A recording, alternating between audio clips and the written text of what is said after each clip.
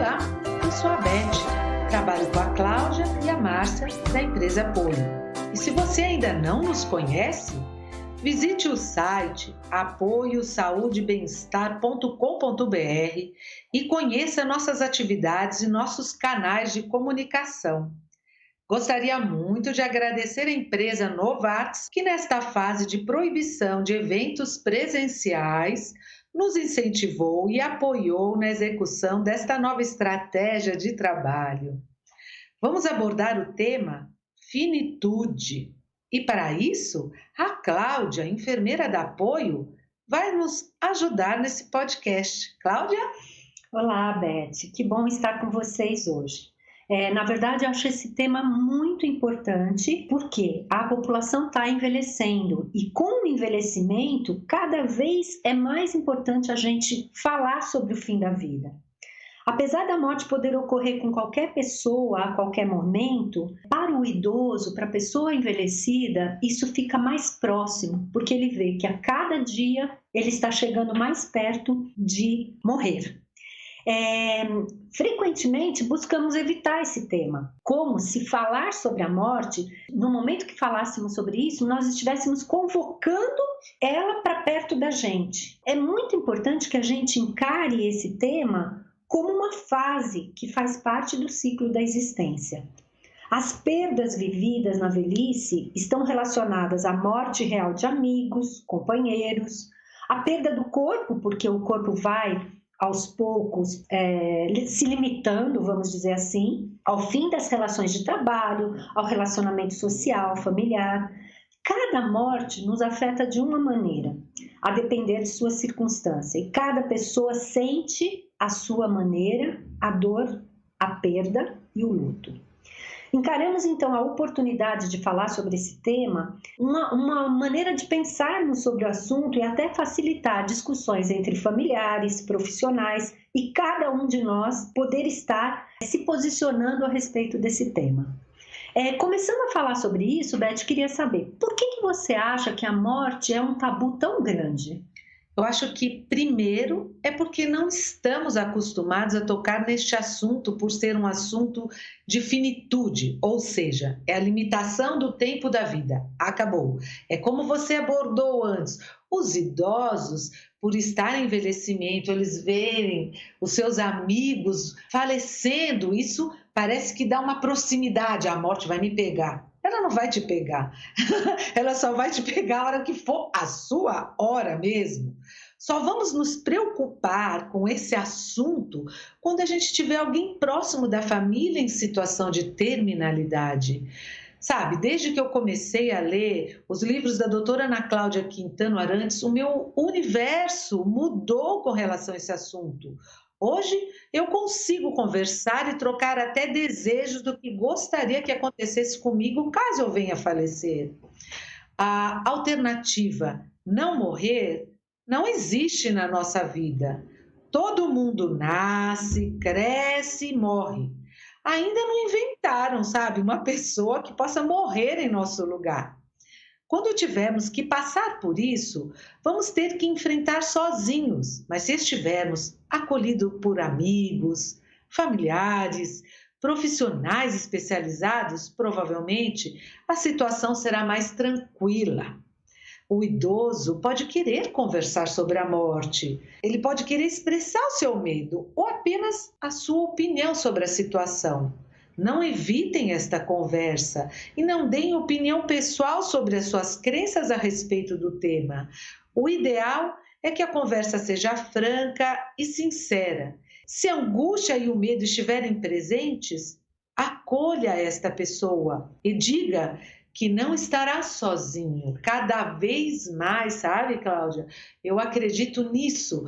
Por exemplo, eu estou vivendo uma situação com o meu pai mais delicada e ele muitas vezes fala para minha mãe, quando isso vai terminar? Minha mãe fala para ele, eu não sei lhe responder, Deus é que sabe. E às vezes eu fico pensando, por que será que uma pessoa fica prolongando este tempo até chegar a hora dela? Às vezes eu já parei para pensar sobre isso. É uma oportunidade da gente resgatar essas relações que foram perdidas durante a vida.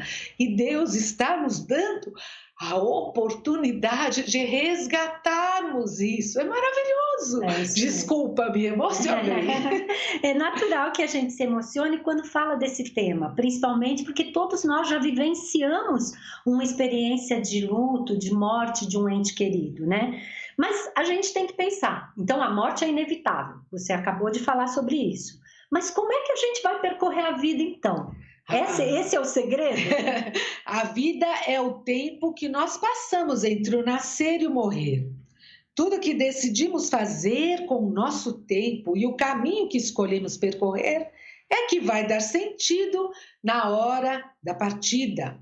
Então, devemos procurar ser corretos com nós mesmos, assumindo nossas atitudes de acordo com os valores morais que acreditamos.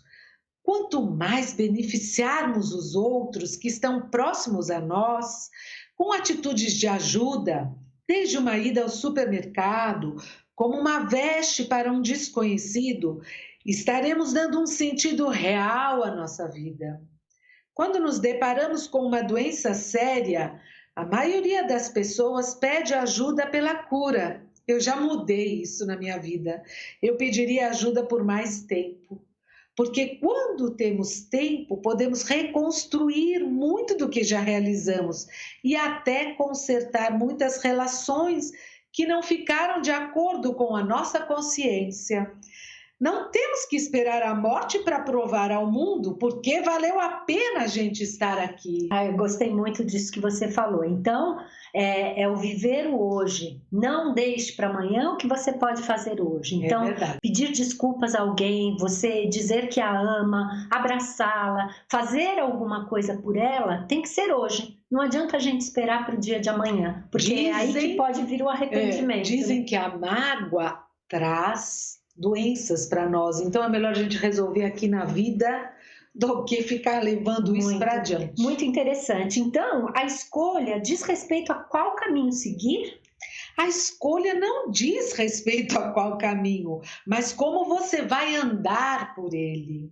Por exemplo, na minha família, tivemos uma pessoa bem próxima que teve o Covid-19 e ela teve muita dificuldade em aceitar isso. Desperdiçou muito tempo com raiva por ter pego o Covid. Depois de ter ficado 3 meses em casa, não aceitava isso. Ela se perguntava: onde eu peguei isso, meu Deus, se eu tomei todas as precauções? Por que isso aconteceu com a minha família? Foi então que mudou de atitude e admitiu: não sou diferente dos outros e, portanto, posso me contaminar e ficar doente como qualquer pessoa. Você precisa acreditar que não é um azarado, que você não está sendo punido porque saiu de casa.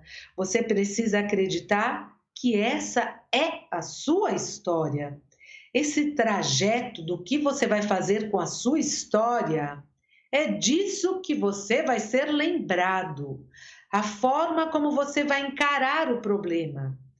Quando você está preparado para encarar os problemas, estes se tornarão mais brandos e você começa o processo de solução, ficando mais satisfeito de ter pensado nisso. Muito interessante, Beth. Eu acho que tudo isso que você está falando, eu estou aproveitando e estou fazendo uma meia-culpa para muitas coisas que a gente pensa e deveria mudar o pensamento, né? Você acha, Beth, que o luto é parecido com o medo? Olha, o luto acaba sendo parecido com o medo, sim. Muito boa essa sua pergunta, porque a tristeza que o luto nos traz é tão grande que o sofrimento acaba se misturando com o medo de nunca mais voltarmos a ser como éramos antes.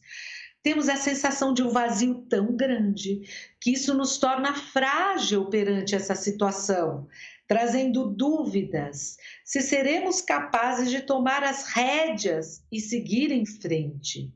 O medo, muitas vezes, nos paralisa. Ficamos por conta desse sentimento e acabamos não tendo atitude. No caso do luto, de uma certa forma, pode acontecer também a paralisação, porque perdemos o sentido de nossa vida e não temos mais vontade de seguir em frente. Mas para tudo tem uma solução. Ninguém fica a vida inteira de luto. Precisamos passar por esse processo doloroso, que uns passam mais tranquilos e outros precisam de um tempo maior, até voltar à rotina normal de sua vida. Se você está precisando passar por essa experiência ou está passando por essa experiência, respeite o tempo desta pessoa. Claro que sempre que possível, estenda a mão. Não é bom interromper este processo. Está claro que nós temos esta mania natural até de querer ajudar o outro a resgatar a alegria dele. Vamos, que tem um nascimento de uma criança, você tem que ficar feliz. E às vezes a gente não consegue. Entendi. E não é porque nasceu a criança que ela não vai deixar de ficar feliz. Mas ela no momento está precisando deste tempo. Então a gente, delicadamente, deve respeitar esse tempo da pessoa. Perfeito. Então, respeitar o tempo de cada um é fundamental. Quando a gente passa por esse processo de perda de alguém, muitas vezes a gente perde a autoconfiança. E eu não sei, você tem alguma dica, alguma coisa que pode ajudar a pessoa que está passando por isso a resgatar essa autoconfiança? Olha, os psicólogos, eles acreditam que pequenas vitórias ajudam a sair de uma fase de imensa tristeza ou depressão. Por isso, nos ensinam dicas de como sair disso. Uma dica seria a pessoa listar 3 coisas que conseguiu realizar de maneira adequada, que ela acha adequada durante o seu dia. Ela pensa nessas atividades e o quanto ela já conseguiu realizar. Um dia de cada vez, a gente não tem que se cobrar tanto. Aos poucos, a sua autoconfiança vai voltando, porque ao relê-los à noite, a sua autoconfiança começa a aumentar. Entendi. Então, assim, você sugere que a gente escreva, por exemplo, 3 coisas que eu fiz hoje melhor do que eu estava ontem. Por exemplo, se eu levantei da cama mais prontamente, se eu fui para o banho, me arrumei e ontem eu não tinha vontade de fazer isso. Se você chorou 9 vezes hoje, porque ontem você chorou 10. Olha que legal, não tem problema. Tudo a seu tempo. Eu acho que você escrever uma poderosa ferramenta de aprendizado, consegue transformar sentimentos em palavras. Isso pode nos ajudar a processar e superar as nossas adversidades. Todos nós precisamos de um tempo para vivenciar o luto. E como vamos sair dessa? Cada um é que vai experimentar o melhor jeito. O importante é pensar em coisas positivas que uniram você a esta pessoa que se foi. O quanto aprendeu com ela, o quanto pôde ensiná-la, enfim, o quanto trocaram sentimentos e emoções. Se pararmos para pensar, muitas pessoas nem têm esta oportunidade. Elas passam a vida sozinha. Então a gente tem que agradecer por ter vivido com elas esse tempo todo. Então você acha que aos poucos, se a gente for pensando, se exercitando, conversando sobre o assunto, isso pode trazer nossa alegria de volta? Recuperar aos poucos, eu acho que é um caminho, sim. Perfeito, perfeito. Eu acho que aos poucos a gente vai retornando às atividades diárias, falando sobre o assunto. É importante, sabia, você falar sobre o luto que você está passando com os amigos, porque muitos amigos acham que não deve tocar, porque, não vou falar porque vai incomodar. Não, acho que a gente tem que falar. Quanto mais a gente fala, mais as coisas vão se tornando naturais. Perfeito, né? Entendi. Que no começo é difícil mesmo, mas se a gente falar, a gente vai chorar muitas vezes, mas tudo sem pena de si mesmo. Apenas pela saudade que você sente da pessoa, olhando para a vida que o outro construiu e o quanto isso tem impactado em você hoje. Encontre dentro de você o que te faz bem, o que você gosta, quais as companhias que você quer a seu lado. Não se sinta culpada por estar seguindo a sua vida da melhor maneira possível, pois provavelmente aquele que se foi, ele está torcendo por você. Além disso, existem pessoas que precisam de você e a querem inteiras.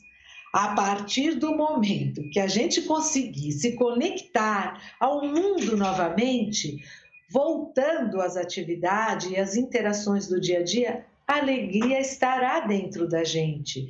Aprendemos que a felicidade não está só nos grandes momentos. Ela é a frequência de experiências positivas e não a intensidade.